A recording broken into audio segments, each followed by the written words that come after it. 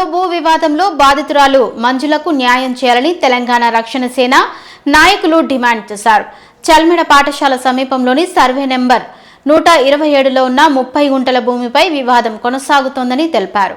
భూమికి సంబంధించిన పహానీలు, passbook, registration పత్రాలు, రైతు బంధు వివరాలు తమ వద్ద ఉన్నాయని బాధితురాలు పేర్కొన్నట్లు నాయకులు తెలిపారు.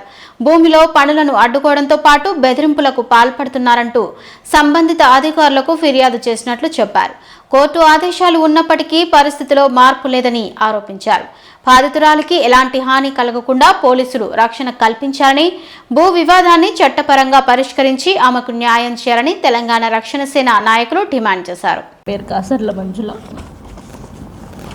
నేను 2020లో చెల్మెడ స్కూల్ గ్రౌండ్ పక్కన 20 గుంటల భూమి ముందుగా ఖరీదు చేసినాను. 21లో మళ్ళీ ఒక 10 గుంటలు ఖరీదు చేసినాను. దాని తర్వాత 2 ఇయర్స్ నేను దాంట్లో పత్తి వేసుకున్నాను. ఆ తర్వాత నాకు నీ ప్రాబ్లం వల్ల నేను చేసుకోలేదు. లాస్ట్ 3 మంత్స్ నుండి నా భూమిలోకి చెల్మెడ స్కూల్ గ్రౌండ్ను కలుపుకొని బ్లేడ్ పెడుతుంటే నేను వెళ్ళి ప్రశ్నించినాను. ఇది భూమి నాది, మీరెందుకు బ్లేడ్ పెడుతున్నారు అని ప్రశ్నించినప్పుడు వాళ్ళు ఏమన్నారంటే ఇది మీది కాదు, ఇది 127 సర్వే నెంబర్ కాదు 122 అన్నారు.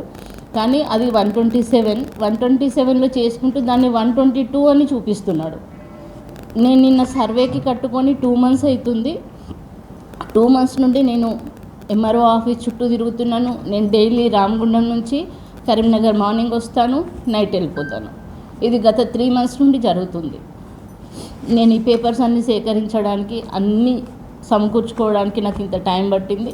దాని తర్వాత నేను మళ్ళీ వెళ్ళి ప్రశ్నించినాను. వాళ్ళు కంటిన్యూస్గా బ్లేడ్లు పెట్టడము, ఆపడము, నేను వెళ్ళంగానే ఆపడము. అస్సలు సిబ్బంది చేస్తున్నారా, ఆయనే చేపిస్తున్నారా అనే డౌట్ కూడా ఉండే నాకు. ఆయనను కూడా కలిసినాను. కలిస్తే ఆయన ఏమంటాడంటే, నువ్వు నా భూమి మీదకి వచ్చి పని ఆపించావు, నేను సిపికి కాల్ చేసినాను, మా అడ్వకేట్ నీ మీద టైప్ చేసి పెట్టాడు, ఇంకొకసారి వస్తే నేను అరెస్ట్ చేపిస్తా, జైల్లో వేపిస్తా అన్నాడు. అంటే సార్ భూమి నాది, నా పేపర్లన్నీ ఇవి అని చెప్పి నేను ఆయన టేబుల్ మీద పెట్టినాను. లేదు నీది కాదు అది అనేసి అంటాడు. అంటే నేను సర్వే చేపిస్తాను, అది కాదంటే నేను వెళ్ళిపోతాను అని నేను సర్వే కట్టి 2 మంత్స్ అయింది. నేను డైలీ తిరుగుతున్నాను. లాస్ట్కి నిన్న ఫైనల్లీ వాళ్ళు సర్వేకి వచ్చారు. సర్వేకి వచ్చిన తర్వాత సర్వేకి అబ్జెక్షన్ చెప్పారు. సర్వేకి అబ్జెక్షన్ ఎందుకు చెప్పాలి, రీజన్ ఏంటి అంటే దాంట్లో ఉన్న దొంగతనం బయటపడుతుందన్న, ఎందుకు సర్వే ఆపిచ్చారు అనేది ఒకటి. తర్వాత నేను ఈ రిజిస్ట్రేషన్ రోజున 3 రిజిస్ట్రేషన్స్ అయినాయి. నాది, ఇంకొక మంచిర్యాల అతనిది, ప్లస్ ఈ నాకు ఎవరైతే అమ్మారో వాళ్ళ వైఫ్ది కూడా 3 రిజిస్ట్రేషన్ ఒకే రోజు అయినాయి. ఒకే రోజు అవుతుంటే కూడా నీది కాదు భూమి అంటాడు. ఆన్లైన్లో నేనే ఉన్నాను, పహనీలో నేనే ఉన్నాను, 1Bలో నేనే ఉన్నాను, రైతు బంధు పడుతుంది, ధరణిలో నేనే, భూభారతిలో నేనే, అన్నిట్లో నేనే ఉండగా నీది కాదు భూమి వెళ్ళిపో అంటాడు. అందరికీ డిపార్ట్మెంట్ వాళ్ళందరికీ ఏం చెప్పాడు, ఆమెది కాదు భూమి, ఆమె దొంగ కాగితాలు. నేను దీనిపైన నేను కోర్టుకు వెళ్ళినాను. కోర్టు నుండి నేను ఇంజక్షన్ ఆర్డర్ కూడా తీసుకున్నాను. ప్రజెంట్ నా దగ్గర ఇంజక్షన్ ఆర్డర్ ఉండగా కూడా డిపార్ట్మెంట్ అంతా వాళ్ళకే సపోర్ట్ చేస్తుంది. అధికార పార్టీ వాళ్ళు కూడా వాళ్ళకే సపోర్ట్ చేస్తున్నారు. నేను ఎక్కడ వెళ్ళినా కానీ నాకు అడ్డంకులు వేస్తున్నారు. నేను ఎట్లా ముందుకు వెళ్ళాలి? నా భర్త చనిపోతే వచ్చిన డబ్బులతో నేను ఈ ల్యాండ్ కొనుక్కున్నా. ఇక్కడ చనిపోయిండు బొమ్మకల్లోని, దాని డెత్ సర్టిఫికేట్ కూడా ఉంది నా దగ్గర. ఫైనల్ నాకు న్యాయం కావాలండి. నా ల్యాండ్ నాకు కావాలి. నాకు ఆయనది ఇంచు వద్దు, నాది నేను ఇంచు కూడా వదిలిపెట్టుకోను. చంపుతారా చంపనియండి, నేను చావడానికి కూడా రెడీ. కానీ నేను ఆయన 35 ఏళ్ళ కష్టార్జితాన్ని పోగొట్టడానికి నేనెవరండి? నాకు ఒక పాప, నేనెవరిని చెప్పండి ఆయన కష్టార్జితాన్ని పోగొట్టడానికి? నేనేమన్నా దొంగనా చెప్పండి? నేను న్యాయంగా నేను డబ్బులు పెట్టి కొనుక్కున్నాను, నేను రిజిస్ట్రేషన్ చేయించుకున్నాను, నా భూమి నాది. నీకు కావాలి అనుకున్నప్పుడు నీకు ఈశాన్యంలో నేనున్నాను, నాకు ఈశాన్యం కట్టేందంటే అది నీ ప్రాబ్లం, నా ప్రాబ్లం కాదు కదా. నాకు న్యాయం కావాలండి. నేను న్యాయం కోసం నేను ఎంతవరకైనా వెళ్తాను. నేను సామరస్యంగా చేద్దాం అనుకున్నాను, నన్ను రోడ్డుకి ఎక్కించారు. రోడ్డుకి ఎక్కించినాక ఇంకేముందండి, ఒక ఒంటరి మహిళ రోడ్డుకి ఎక్కినాక ఏముంటుంది?